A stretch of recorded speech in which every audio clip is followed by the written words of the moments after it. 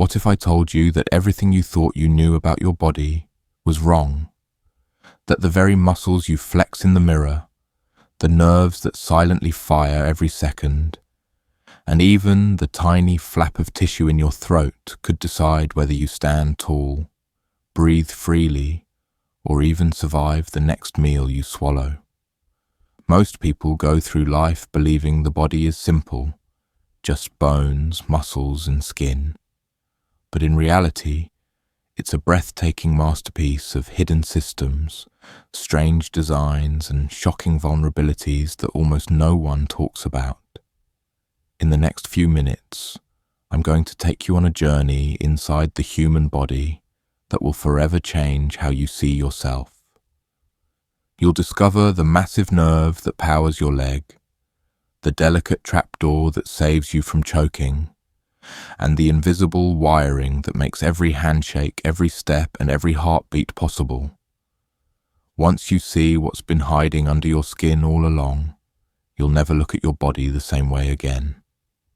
Welcome to the Wellness Way, your backstage pass into the wonders of human anatomy. Stick with me to the end of this video and don't forget to hit subscribe so we can keep unlocking these secrets together. I used to believe the human body was ordinary. It was just something I lived in, like a house I never really looked at too closely. I ate, I slept, I worked, and when my body complained with an ache or a sprain, I assumed it was normal and moved on. But the truth hit me like a thunderbolt one day. The body is not ordinary at all. It is extraordinary, full of secrets and far more complex than any piece of technology we have ever built. The shocking part is that you don't need years of medical training to appreciate this. You just need to look at it from a different angle. Take the sciatic nerve, for example. I had always heard people talk about sciatica, usually describing it as back pain shooting down the leg. I thought of it as some vague discomfort. But when I finally saw the sciatic nerve itself, the largest nerve in the human body, I was stunned. This thick cable runs under the hamstrings, stretching down the leg like a superhighway of communication between the brain and the muscles. It's not just a random wire hidden in flesh. It's the reason you can walk, sit, and stand. And the idea that one compressed nerve could take away that ability, it gave me chills. That moment opened my eyes. If one nerve could matter that much, what about all the others? I soon discovered the brachial plexus, a network of nerves branching from the neck and weaving down into the arm. Imagine a complex electrical panel with switches controlling every muscle of the upper limb. The pecs, the biceps, even the tiny muscles that let you grip a pen. 17 different branches, each with a mission, all working without you noticing. I had to stop and ask myself, how many times had I lifted a cup of coffee or typed on a keyboard without realizing this silent army of wires was behind it? The surprises didn't stop there. When I looked at the thigh in cross-section, I noticed not just bones and muscles, but layers of connective tissue. Thick fascia wrapping groups of muscles, thinner sheets called epimysium, wrapping each individual one. At first glance, it looked like nothing but white lines. But the more I studied, the more I realized. This was the blueprint of strength and coordination. Fascia and epimysium hold everything together, guiding muscles to work as a team. Without them, my legs would not be able to support me. Suddenly, even standing up felt like a small miracle of engineering. And then there's the femoral nerve. I used to think standing up was the simplest motion in the world. Bend your knees, push, rise. But when I learned that this single nerve controls the quadriceps, the very muscles that extend the knee, I felt humbled. If the femoral nerve gets compressed, the entire system collapses. You couldn't stand up from a squat, couldn't climb stairs, maybe couldn't even get out of a chair. Something I had taken for granted every day of my life was actually fragile, dependent on one slim pathway of electrical signals. The more I learned, the more I realized how often we ignore these fragile systems until something goes wrong. I remembered the times I had twisted my ankle, brushed it off, and limped for a few days. But now I saw what really happened inside. The fibularis muscles, sometimes called peroneals, are supposed to keep the ankle stable. The ligaments hold the bones together. But one wrong step, one roll of the ankle, and suddenly these structures are stretched and strained. That dull ache running up the side of the leg, it's the body crying out, reminding me of its limits. And I had ignored it. I started to see the body not as a tough machine that could take endless abuse, but as a masterpiece of balance and vulnerability, a masterpiece that needed care. The story of the hamstrings drove that home. 3 muscles, the biceps femoris, the semitendinosus and the semimembranosus, work together to bend the knee and extend the hip. They look powerful, and they are. But they also tear, strain and break when pushed too far. The irony is that their tendons are so well shaped and strong that surgeons often use them as grafts for ACL repair. The same tissue that helps us run and jump can also rebuild another part of the body when it fails. That realization felt almost poetic, strength turning into healing.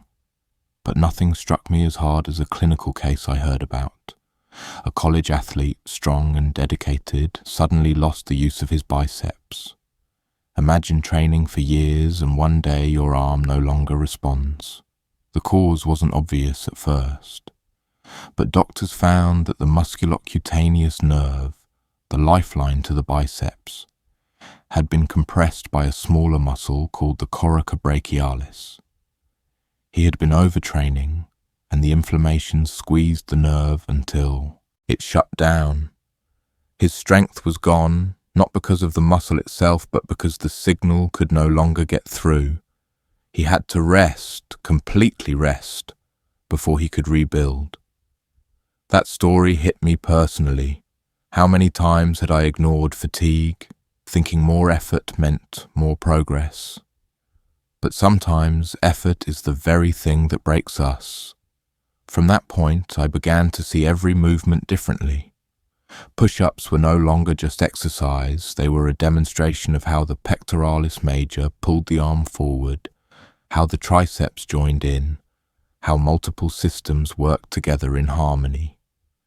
Even shrugging my shoulders, something I used to do absent-mindedly, became fascinating when I learned that the trapezius wasn't moving the shoulder joint at all, but elevating the scapula, lifting the entire shoulder blade. Even the smallest details carried weight. The retinaculum at the wrist, a band of connective tissue, keeps the tendons from bulging out every time you extend your hand. Without it, the tendons would tent the skin and make even a handshake look strange. The veins in our arms, sometimes described as rolling, aren't just random tubes. They shift because age and weak connective tissue make them mobile. And the epiglottis, that tiny flap in the throat, quietly saves us from choking every single time we swallow. How could I ever call this body ordinary again? In just a short time, my entire perspective shifted. The body I once ignored turned into something I couldn't stop thinking about. Each nerve, each muscle, each hidden mechanism told a story of survival, adaptation, and delicate balance. What shocked me most was not just the complexity, but the realization that it had been with me all along. Every step I took, every breath I drew, every time I stood up without thinking, I was living inside a miracle, and I had never seen it. That was the moment I decided I would never take my body for granted again. I never truly understood how fragile the human body could be until I started paying closer attention to the little things that go wrong. Injuries used to feel random, An ankle twist here, a sore muscle there. I thought they were just bad luck. But once I learned what was really happening inside, every ache and sprain became part of a story much bigger than I had realized. It wasn't bad luck at all. It was anatomy, sending signals, teaching lessons, forcing me to notice what I had ignored. Take the simple ankle sprain. I can't count how many times I've rolled my ankle while running or playing sports. At the time I cursed the ground or my own clumsiness, then limped around until it healed. But when I discovered what happens during that injury, the whole experience took on new meaning. The fibularis muscles, sometimes called peroneals, are supposed to keep the ankle steady by everting it outward. The ligaments around the joint act like tough straps, holding the bones in place. But when you land wrong and your foot rolls inward, the ankle inverts too far, stretching those ligaments and straining the fibularis muscles. That sharp pain isn't just in your ankle. It radiates up the side of your leg because those muscles are trying desperately to protect you.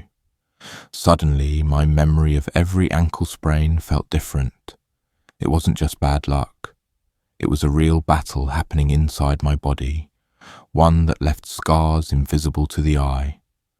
Then came the story that stayed with me more than any other, the paralyzed biceps. Imagine being a young athlete at the peak of your strength. You train hard, push through soreness, chase perfection. And then one day your arm refuses to cooperate. That's exactly what happened to a college athlete I learned about. His biceps and the muscle beneath it, the brachialis, were nearly useless. Tests showed his elbow flexion, the ability to bend his arm, was severely weakened. The mystery deepened until doctors found the cause.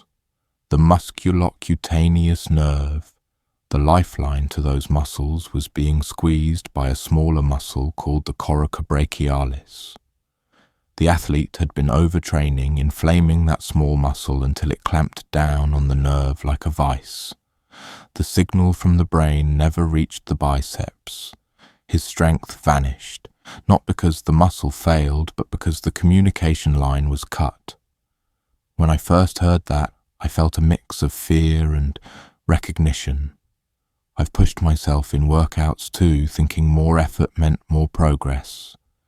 But here was proof that effort without rest can be destructive. The very drive that makes us stronger can also break us down. For that athlete, recovery meant not pushing harder, but stepping back, giving his body time to heal, respecting the system that had been overloaded. It made me realize how often I had ignored my own body's quiet warnings. Fatigue, stiffness, even pain, they weren't obstacles to push through, but messages to listen to. These stories changed how I viewed every movement. Even something as ordinary as standing up felt loaded with meaning once I understood the role of the femoral nerve. This single nerve carries the power of the quadriceps, the muscles that straighten the knee. If it's compressed, you can't rise from a squat, can't climb stairs, can't even perform the simplest action of standing tall. I tried to imagine myself stuck halfway between sitting and standing, unable to finish the motion, and it filled me with both gratitude and humility. I had always thought strength came from muscle alone, but in truth it comes from fragile lines of communication that are easy to overlook until they fail. And then there are the hamstrings, 3 strong muscles at the back of the thigh, the biceps femoris, semitendinosus, and semimembranosus, working together to bend the knee and extend the hip.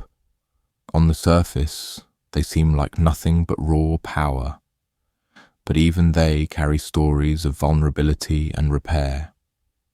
Surgeons often use the tendon of the semitendinosus as a graft for a torn ACL. Think about that for a moment. One muscle donating part of itself to restore stability to another part of the body. To me, that was profound. The body heals itself not just with rest, but with its own design, reshaping its strengths to cover its weaknesses. I realized then that every injury isn't just damage, it's also an opportunity for adaptation and resilience. The deeper I went, the more fascinated I became with the smaller, quieter structures. The retinaculum at the wrist, for example, seemed so minor at first, a thin band of connective tissue holding tendons in place. But when I learned that without it, the tendons would bulge outward every time I extended my hand, I suddenly appreciated it. It's a simple restraint that saves us from awkward dysfunction, or the so-called rolling veins.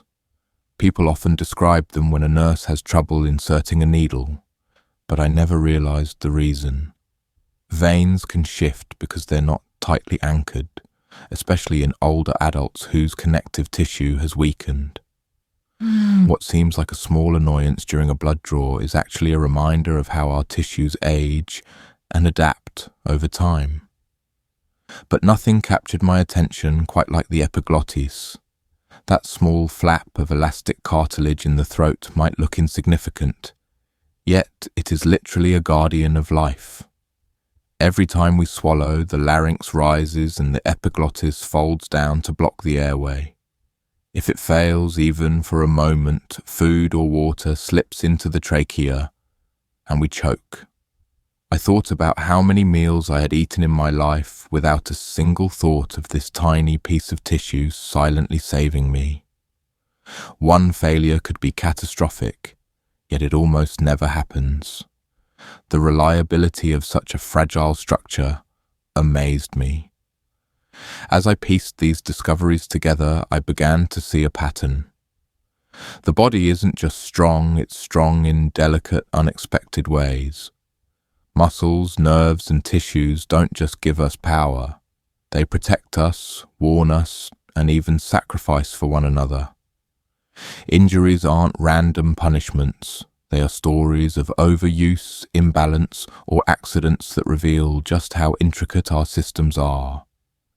Each case, whether it's a rolled ankle or a paralyzed biceps, is a reminder that resilience often comes from respecting limits, not ignoring them.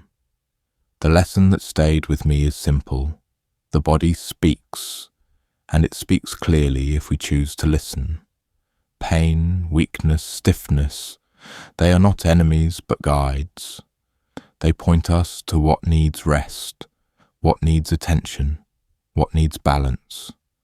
And the more I learned, the more I realized that true strength isn't about pushing harder, but about working with the body, not against it. Every injury I've ever had suddenly felt less like a failure and more like a teacher, one that had been patiently waiting for me to pay attention. The more I learned about the hidden systems inside the body, the more I realized that knowledge alone isn't enough.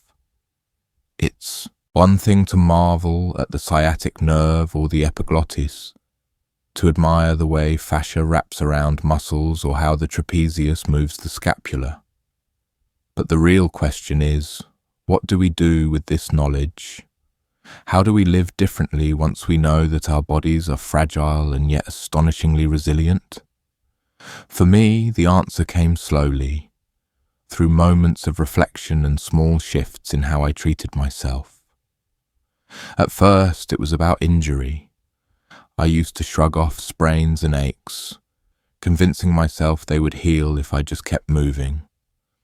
But after understanding what actually happens in an ankle sprain, the ligaments stretched, the fibularis muscles straining, I began to respect the recovery process.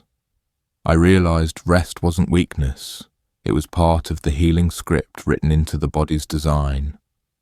When the college athlete lost his biceps strength because of a compressed nerve, his only way forward was to stop, to let inflammation fade, to allow his body to reset. That lesson is universal.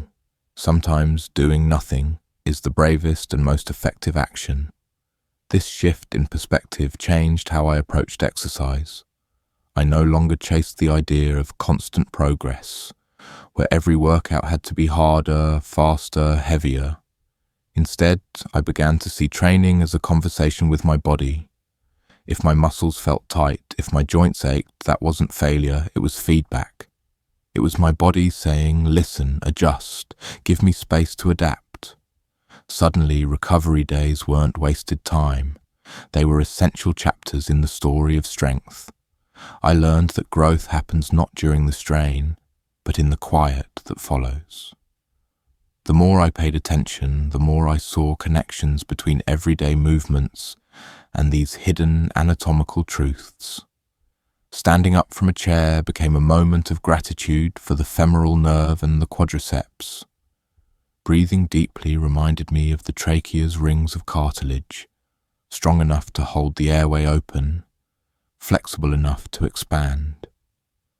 Swallowing water made me silently thank the epiglottis for protecting me without fail. Life began to feel like a series of miracles disguised as ordinary acts, but knowledge also pushed me to think about prevention. I couldn't control every accident, but I could reduce risks. Warming up before activity suddenly mattered more, not because a coach told me to, but because I understood how muscles and fascia needed time to loosen and align. Strength training became less about aesthetics and more about resilience, building the support structures that protect joints and nerves. Even something as simple as posture transformed. Slouching no longer felt harmless when I pictured the brachial plexus stretching, the spine compressing, the nerves working overtime. Sitting up straight wasn't about appearances anymore. It was about protecting the delicate systems that keep me functional. As my awareness deepened, I started seeing parallels between the body and life itself. Every system relies on balance. Push too hard and something breaks. Neglect a small part and the whole structure suffers. But when everything works together, muscles, nerves, connective tissues, the result is effortless movement, freedom, and strength. Isn't life the same? We chase goals, we strain, we ignore signals until something forces us to stop. Yet real growth often comes from respecting limits, resting when needed, and recognizing the value of small, consistent care. This way of thinking led me to a surprising realization. Health isn't just about preventing disease or recovering from injury. It's about cultivating respect. Respect for the quiet systems we never notice until they fail. Respect for the tiny structures that hold enormous power. Respect for the fact that our bodies are not machines we control, but living ecosystems we inhabit. And with respect comes responsibility, to move with intention, to rest with patience, to nourish with care. One of the most profound shifts for me has been in gratitude. It's easy to complain about soreness, stiffness, or the inconvenience of getting older. But now, every time I climb stairs, I think about the femoral nerve firing, the quadriceps extending, the joints aligning. Every time I take a deep breath, I feel the trachea expand and the lungs fill. Gratitude transforms annoyance into wonder. Suddenly, even pain becomes a teacher, reminding me that I am alive, that my body is speaking, that I still have the chance to care for it. Of course, knowing all of this doesn't mean I'll never get injured again. Life is unpredictable. I might roll another ankle or strain a muscle, but the difference now is in how I'll respond. Instead of frustration, I'll meet it with curiosity. What is my body telling me? What can I learn from this? How can I adjust to support healing rather than rushing past it? That shift in mindset is perhaps the greatest gift this knowledge has given me. Looking forward, I can't help but wonder what else I've been overlooking. If a 10-minute glimpse into anatomy can change how I see my body, what could a lifetime of attention reveal? The human body isn't just a collection of parts. It's a story unfolding in real time, with every movement, every sensation, every breath. And I want to be present for that story, not just a distracted passenger. So here's the question I carry with me, and the one I want to leave with you.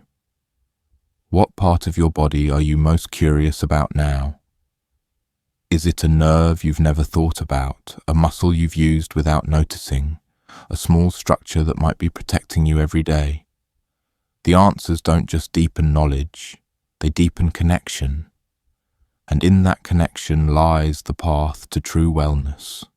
For me, this is the essence of living in my body with awareness. It's not about fear of injury or obsession with anatomy. It's about seeing the extraordinary in the ordinary, respecting the fragile systems that give me strength, and choosing to live in partnership with the body I've been given. That's the future I want. One where health isn't a goal to chase, but a relationship to nurture every single day. When I look back at everything I've learned about the human body, one truth stands out. We live inside the most extraordinary design, yet most of us barely notice it. We walk, breathe, eat, and move as if these actions were automatic and unremarkable. But the deeper I've looked, the more I realized that nothing about the body is ordinary. Every nerve, every muscle, every small structure is part of a brilliant system working behind the scenes to keep us alive and capable. For me, the biggest shift has been in perspective. I used to take my body for granted, treating it like a tool that would simply obey me. I worked it hard, ignored its warnings, and got frustrated when it broke down. But once I understood the hidden stories, how a single nerve controls the ability to stand, how a flap of cartilage saves us from choking, how a tendon can be borrowed to repair another part, I couldn't see my body the same way again. It wasn't a tool, it was a partner. And like any partnership, it requires respect, patience, and care. I've also learned that pain and injury aren't just obstacles, they are messengers. A sprained ankle is not just a nuisance, it's your ligaments and muscles crying out that they've been pushed too far. Fatigue isn't weakness, it's a signal to rest and recover. Even aging, often seen as a decline, can be reframed as the body's way of adapting, shifting, and continuing its work with new strategies. When I listen to these messages, I find not frustration, but guidance. The most powerful lesson I carry now is gratitude. Every time I climb stairs, I silently thank the femoral nerve. Every deep breath reminds me of the trachea's strength. Every swallow is a small miracle of coordination. Gratitude turns the body from something I demand results from into something I cherish. It transforms routine into reverence. My personal takeaway is this: true wellness isn't about chasing perfection or avoiding every problem. It's about connection, staying aware of the signals, respecting the limits, and appreciating the quiet brilliance of what our bodies do for us. That awareness changes how I move, how I rest, and even how I see myself. Now, I'd like to ask you, what is one thing about your body that you've recently come to appreciate? Something you used to overlook but now see differently? Share your thoughts in the comments. I'd love to hear your perspective, and your story might inspire someone else. And if this reflection has opened your eyes even a little, I invite you to subscribe to The Wellness Way. Together we can keep exploring, keep learning, and keep honoring the incredible gift of the human body.